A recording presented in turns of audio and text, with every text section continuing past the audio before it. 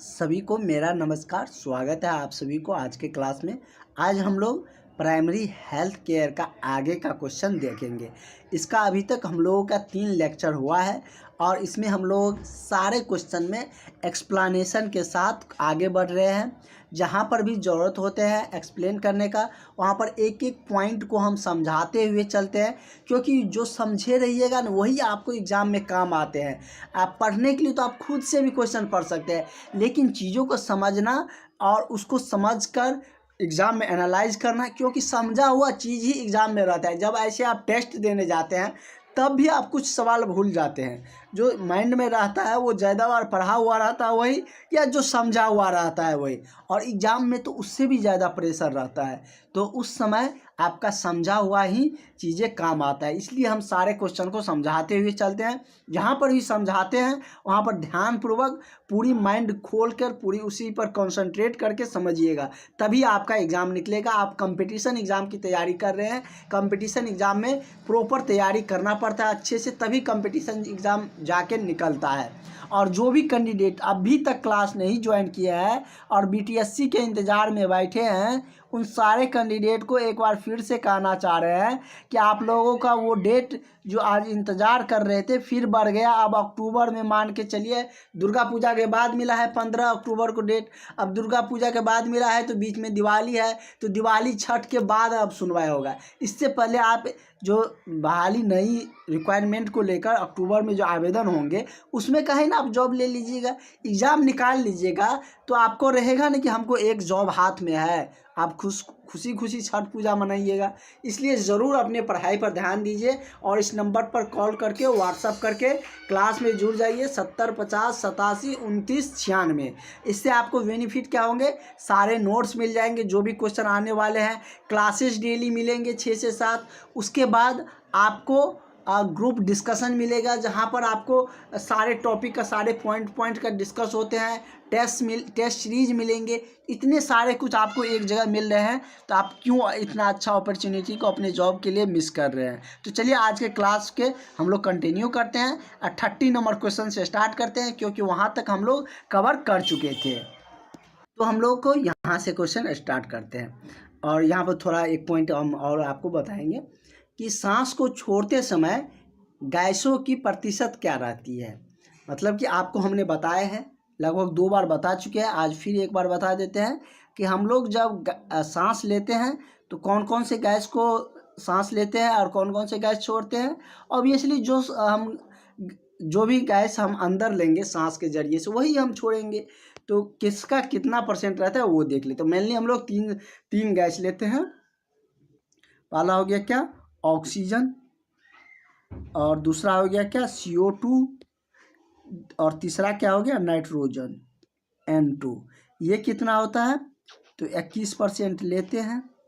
ये 0.03% लेते हैं, और ये 78% लेते हैं। इससे 3-4 क्वेश्चन बनेंगे, सारे को हम यहीं पे कवर करवा देते हैं आपको। ये गैस तो हम लेते हैं, ऑक्सीजन, CO2, कार्बन डाइऑक्साइड जिसको कहते हैं, नाइट्रोजन, ये 3 गैस लेते हैं। कितनी मात्रा में लेते हैं, तो 21% हम लोग ऑक्सीजन लेते हैं, 0.03% हम लोग और कार्बन डाइऑक्साइड लेते हैं, और 78% नाइट्रोजन लेते हैं। परसेंट समझते हैं आप लोग, मतलब जैसे क्या 100 में हम काउंट कर रहे हैं तो 100 मान के चलते हैं, तो वहाँ पर हम 21 ऑक्सीजन लिए, 0.03% कार्बन डाइऑक्साइड लिए, 78% क्या लिए, नाइट्रोजन लिए। देखिए तीनों को जोड़िएगा तो 100 पूर जाएगा, मतलब परसेंट 100 में डिफाइंड होता है।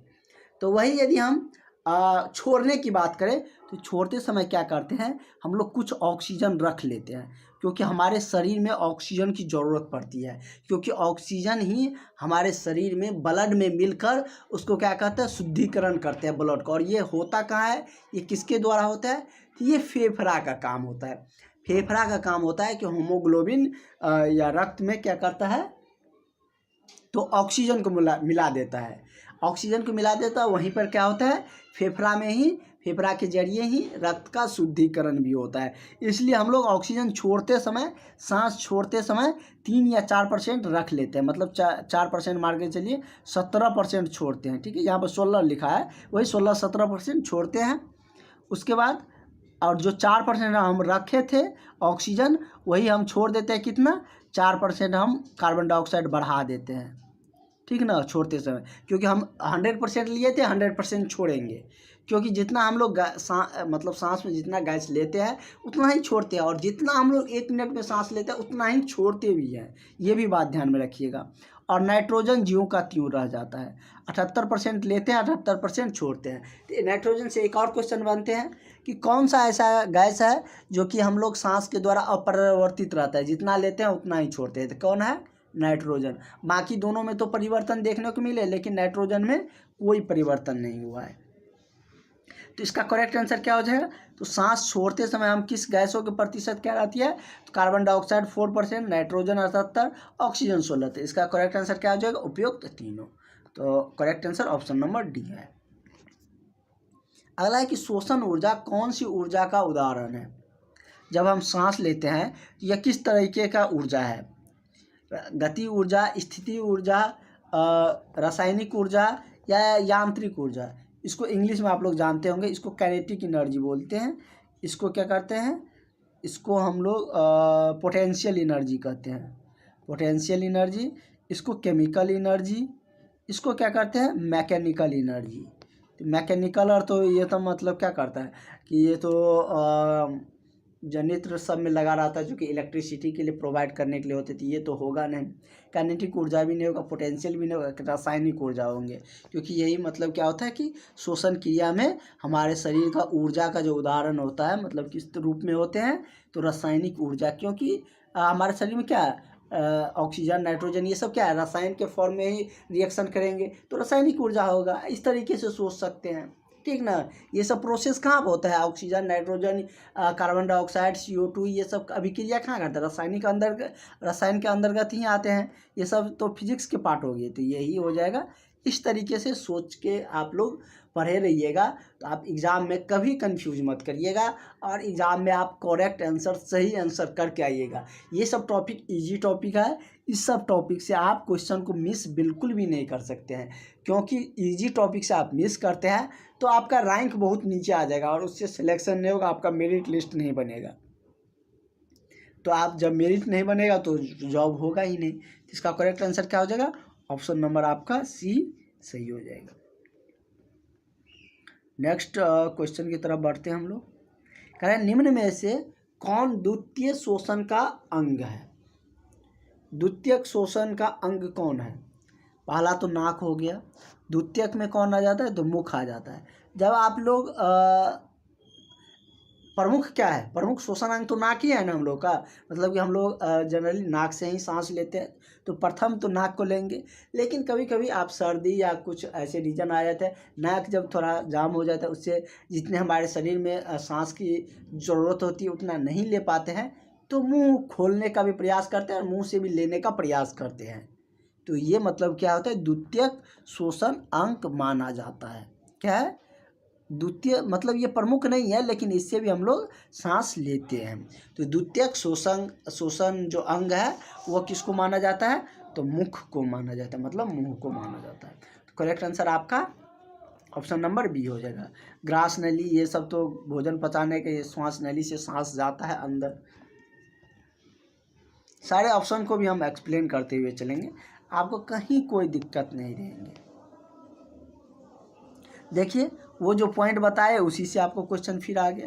कह रहा है कि सांस लेते समय गैसों का प्रतिशत क्या रहती है? कार्बन डाइऑक्साइड 0.03%, ये तो हम बताए ही थे। नाइट्रोजन 78%, ये भी सही था। ऑक्सीजन 21 बताए थे, यही ना। तो 21-20 मतलब लमसम में उतना ही है, परसेंटेज में 1-2% में इधर उधर होता है, उसके लिए कोई उतना दिक्कत है नहीं। तो तीनों क्या हो जाएगा? इसका करेक्ट आंसर हो जाएगा, ठीक है। तो मतलब कि कार्बन डाइऑक्साइड हम लोग 0.03% लेते हैं, और नाइट्रोजन 78, और ऑक्सीजन 20 या 21% काउंट कर लीजिए, उतना लेते हैं। तो उपयुक्त तीनों इसका सही हो जाएगा। तो इसका करेक्ट आंसर क्या हो जाएगा? ऑप्शन नंबर डी हो जाएगा। जब तीनों आंसर सही, ऑप्शन सही है, तो उपयुक्त तीनों हो जाएगा। नेक्स्ट क्वेश्चन पे बढ़ते हैं हम लोग। अगला क्वेश्चन आपका क्या कहता है? अगला क्वेश्चन कह रहा है कि मुख्य रूप से किसके ऑक्सीकरण द्वारा उत्पन्न ऊर्जा को श्वसन कहा जाता है। मुख्य रूप से ऐसा कौन सा ऑक्सीकरण द्वारा उत्पन्न ऊर्जा है, ऑक्सीजन जो मतलब सांस लेते हैं तो कौन सा ऐसा ऊर्जा है जो कि श्वसन कहलाता है। ये क्या होता है, जैसे वसा, प्रोटीन, कार्बोहाइड्रेट और या अम्लीय। तो क्या हमने आपको बताए थे कि जब हम सांस लेते हैं तो ऑक्सीजन अंदर जाते हैं तो वो ग्लूकोज C6H12 जो कि मतलब कि क्या है, कार्बोहाइड्रेट का फॉर्मेशन रहते हैं।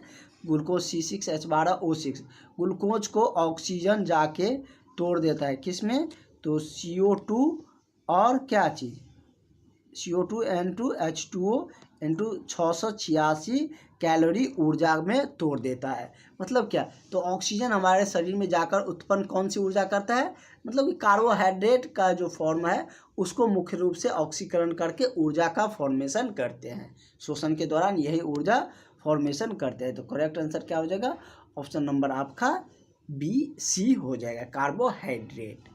तो करेक्ट आंसर C हो जाएगा। सारे क्वेश्चन में हम आपको सारा कुछ एक्सप्लेन करते हुए चलेंगे। जहाँ पर एक्सप्लेनेशन की ज़रूरत होंगे वहाँ पर आपको कोई भी डाउट, कोई भी कन्फ्यूजन नहीं रहेंगे, ठीक ना। और आप लोगों को जल्द जो डिस्कशन ग्रुप है वो भी बना दिया जाएगा और आप लोग उसमें डिस्कस करके किस किस टॉपिक पर, वो सारा कुछ जैसे ग्रुप में आपको लिंक मिल जाता है क्लास का, उसी तरीके से वो सारा कुछ आपको बताया जाएगा उस टॉपिक पे, उस ग्रुप में। और भी बहुत सारा आपके जो तैयारी है बेहतर हो सके और आपका सिलेक्शन आपका हो सके, उसके लिए बहुत सारे कुछ हमने आपके लिए तैयार कर रखे हैं। तो वो सारे कुछ धीरे धीरे आपको मिलना शुरू हो जाएगा। और आप लोग लेट करिएगा तो आपका टॉपिक छूटेगा, उतना आप ही को दिक्कत होगा। इसलिए क्लास जुड़ जाइए। और अगर आप चाहते हैं कि नौकरी हमको इस बार लेना है तो, और नौकरी नहीं करना है तो कोई बात ही नहीं है, लेकिन कभी आप अपने मन में ध्यान से सोचिएगा कि आपको A&M का कोर्स करने में कितनी प्रॉब्लम, कितनी कठिनाइयाँ झेलनी पड़ी थी। कभी कभी आप बिना खाए भी कॉलेज जाते होंगे, तो ये सब भी होते, तो बहुत कुछ आपको मतलब 2 साल में प्रॉब्लम भी आते होंगे बहुत सारे। उन सब के बाद आपको डिग्री मिला है, और जॉब नहीं करिएगा तो उतना मेहनत तो आपका वेस्ट ही चला जाएगा ना।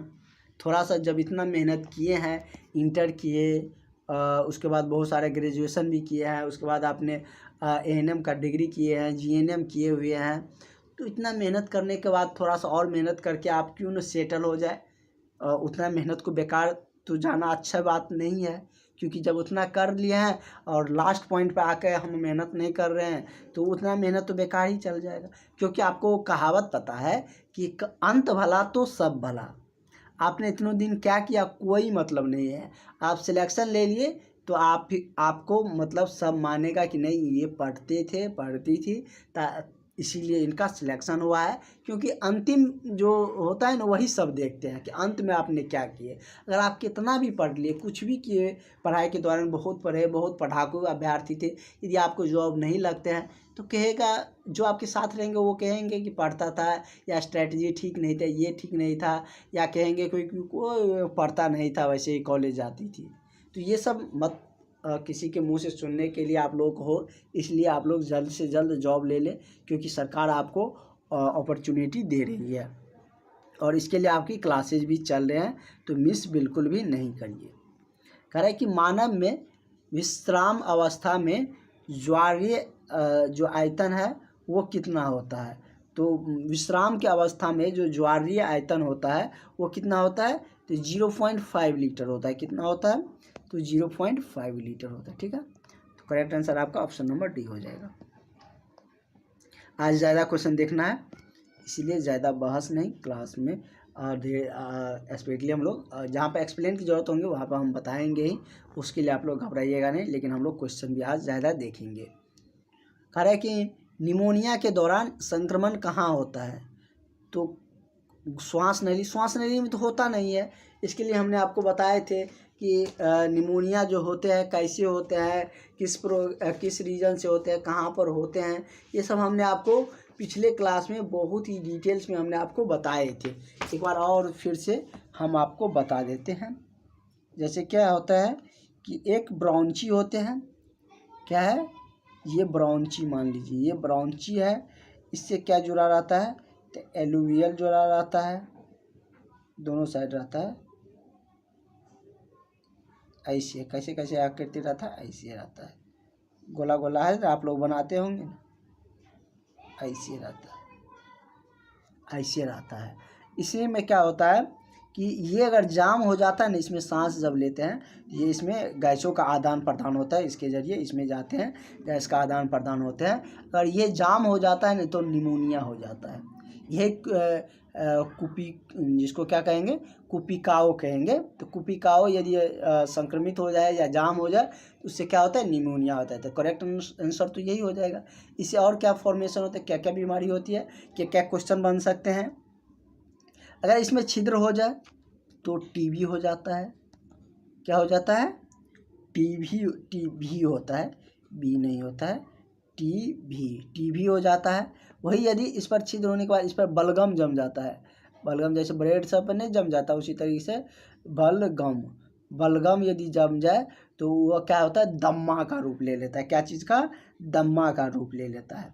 इसको बोलते क्या है, तो एलुवियली बोलते हैं। इसको क्या बोलते हैं, तो इसको हम लोग ब्रॉन्ची बोलते हैं। तो इसका करेक्ट आंसर क्या हो जाएगा, निमोनिया के दौरान संक्रमण कहाँ होता है, तो कुपिकाओ में होता है। तो करेक्ट आंसर आपका क्या हो जाएगा, ऑप्शन नंबर बी हो जाएगा। इतना एक्सप्लेन करके विथ फिगर के साथ आपको कहीं नहीं बताया जाएगा जितने हम एक्सप्लेन करके, जितना अच्छा से हम आपको बता रहे हैं। इसलिए आप लोग अगर एक क्लास भी मिस करते हैं ना तो आप लोग अपनी तैयारी से, अपनी जॉब से दूर जा रहे हैं, क्योंकि सारे कुछ एक दूसरे से लिंक रहता है। ये सब डिटेल्स में हमने कल के क्लास में और भी डिटेल्स में चर्चा किए थे। क्योंकि फर्स्ट बार कोई चीज़ बताते हैं उसको बहुत डिटेल्स में बताते हैं, फिर दोबारा उसी चीज़ को डिटेल्स में बताते रहेंगे तो नया चीज़ सीखने को नहीं मिलेगा। इसीलिए उस पर कम समय देते हुए आगे बढ़ते हैं। तो इसका करेक्ट आंसर आपका ऑप्शन नंबर बी हो जाएगा। नेक्स्ट क्वेश्चन देखते हैं। नेक्स्ट कह रहा है कि लंबी एवं गहरी, और छोटा से छोटा कर लेते हैं, अरे लंबी एवं गहरी सांस के बाद सेकेंड तक श्वसन नहीं करने का कारण क्या है। इसके कारण क्या है, मतलब कि लंबी एवं गहरी सांस के बाद कुछ सेकेंड तक श्वसन नहीं करने का क्या कारण है। रक्त में अधिक CO2, रक्त में अधिक O2, रक्त में कम CO2 या रक्त में कम O2।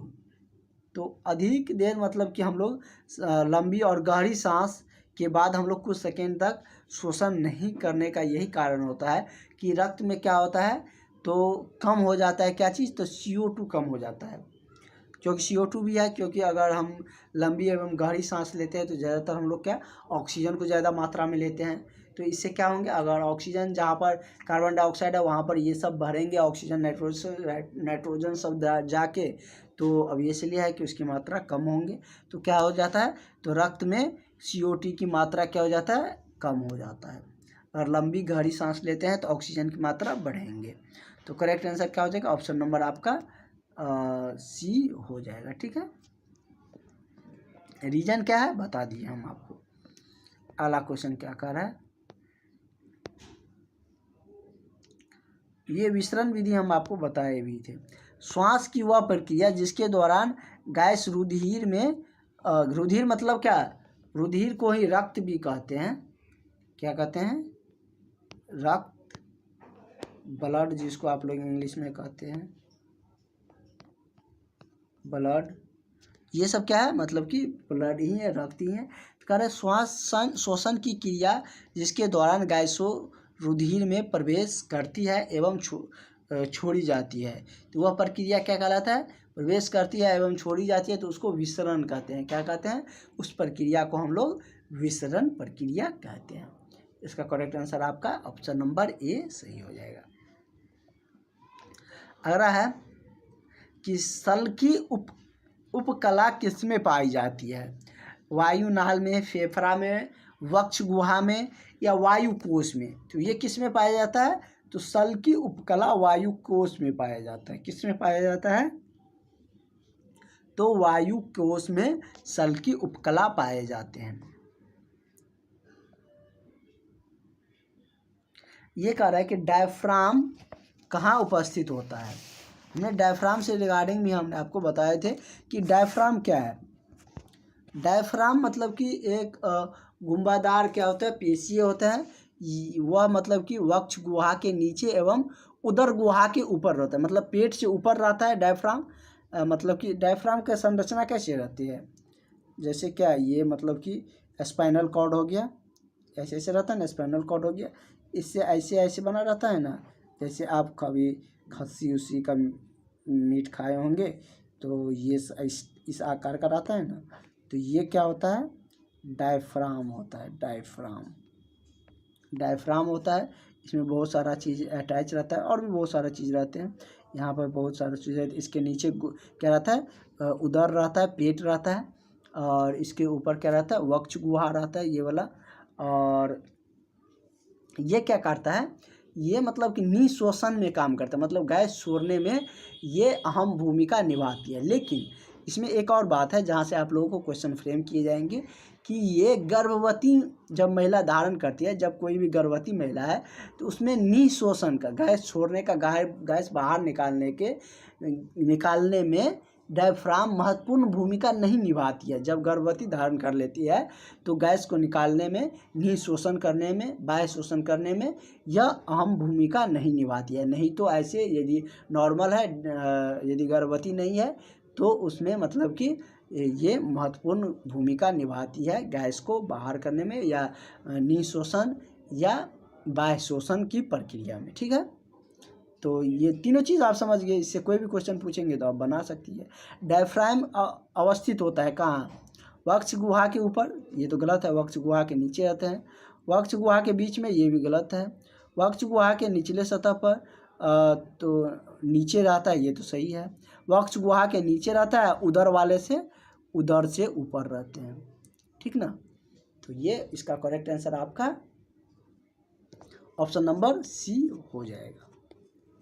अगला क्वेश्चन हम लोग देखते हैं। कह रहा है कि मानव श्वसन तंत्र में कौन से अंग शामिल है, मानव के श्वसन तंत्र में कौन से अंग शामिल है, नसा छिद्र या ग्रसनी, स्वर तंत्र, श्वास नली, श्वासनिका। तो ये सब नाम से ही क्लियर है कि सब श्वसन तंत्र ही है। तो क्या हो जाएगा, इसका करेक्ट आंसर उपयुक्त सभी हो जाएगा। और मानव शरीर का सबसे प्रमुख श्वसन तंत्र क्या है, हम लोग का सबसे प्रमुख श्वसन तंत्र फेफड़ा है। क्या है, फेफड़ा है। जलीय जीव का क्या होता है, तो जलीय जीव का गल्फर हो जाता है, उसको क्लोम भी कहते हैं। वो भी क्वेश्चन पूछ सकते हैं, इसलिए हम आपको बता दें, क्लोम या फेफड़ा। जैसे इस तरीके से पूछेगा कि मछली क्या चीज़ से सांस लेता है, फेफड़ा ने गल्फर हो जाएगा। तो क्लोम कहिए या गल्फर कहिए, तो मछली क्या चीज़ से, तो गल्फर या क्लोम से सांस, गल्फर याद रखिएगा, गल्फर से सांस लेते हैं। और मतलब क्या, मेढक की बात करें तो वो तो या तो गिल्स गल्फर से लेते हैं, या जो मेढक का बच्चा आता है वो त्वचा से लेते हैं। मेढक का बच्चा कर लीजिए, सॉरी, जो मेढक भूमि के अंदर रहते हैं वो त्वचा से लेते हैं। मानव जानेंगे फेफड़ा से लेते हैं। केचुआ जानते हैं, वो भी त्वचा से लेते हैं। जीवाणु मेसोसोम से लेते हैं। हम लोग का बहुत सारा श्वसन अंग है, नसा छिद्र, नसा कपाट, ग्रसनी, स्वर तंत्र, परतंत्र, श्वास नली, ब्रोक्वाय, वायु कोष्ठ, रुधिर, कोशिका, ये सब श्वास नली का ही अंग तंत्र है, अंग है उसी का। तो इसका करेक्ट आंसर क्या हो जाएगा, आपका ऑप्शन नंबर सी हो जाएगा। ठीक है, नेक्स्ट क्वेश्चन हम लोग देखते हैं। कह रहा है कि वक्ष गुहा में कौन सा अंग स्थित है। ऑप्शन दिया है फेफड़ा, और दूसरा है श्वास नली, ग्रसनी या स्वर तंत्र। तो स्वर तंत्र से तो हम लोग का आवाज़ वॉइस आता है, जो कि मतलब कि इसमें मतलब 7 लेयर होते हैं कार्टिलेज का, उससे बना होता है। वक्ष गुहा में कौन सा अंग अवस्थित रहता है, तो वक्ष गुहा में फेफड़ा रहता है। क्या होता है, वक्ष गुहा कौन से अंग में स्थित है, तो वक्ष गुहा फेफड़ा में स्थित होता है। तो ये भी एक श्वसन अंग है जो कि फेफड़ा में स्थित होता है। इसलिए हम लोग कहते हैं कि फेफड़ा हम लोगों के शरीर का प्रमुख श्वसन अंग है। और फेफड़े में जाकर ही क्या होता है कि श्वसन के जरिए जो ऑक्सीजन आते हैं वो ब्लड में मिलता है, ब्लड में मिलाने का कार्य फेफड़ा ही करता है। और उसी में रक्त जाकर शुद्धिकरण भी होता है। जैसे ही ऑक्सीजन से रक्त मिलते हैं तो वो शुद्ध हो जाता है। जैसे आप लोग कहते हैं ना कि हम लोग गंगा स्नान कर लिए अब शुद्ध हो गए, कितनों पाप कर लिए हैं, गंगा स्नान करेंगे तो शुद्ध हो जाएंगे। और ये नहीं देखते हैं कि हम लोग का मतलब कि हम लोग पापी ही या पापाचरण करें ही क्यों, ऐसी गलती करें ही क्यों जिससे हमको मतलब कि शुद्धिकरण होने की ज़रूरत पड़े। तो इस तरीके से आज के क्लास को हम लोग यहीं रखते हैं। आगे की क्लासेज में नेक्स्ट आगे का क्वेश्चन हम लोग कंटिन्यू रखेंगे और इस तरीके से हम लोग का क्वेश्चन अभी चलता रहेगा। तो जो भी कैंडिडेट अभी तक क्लास नहीं ज्वाइन किए हैं ज़रूर ज्वाइन कर लीजिएगा, वीडियो को शेयर कर दीजिएगा ताकि और भी आपके फ्रेंड क्लास में जुड़ सके। Thank you.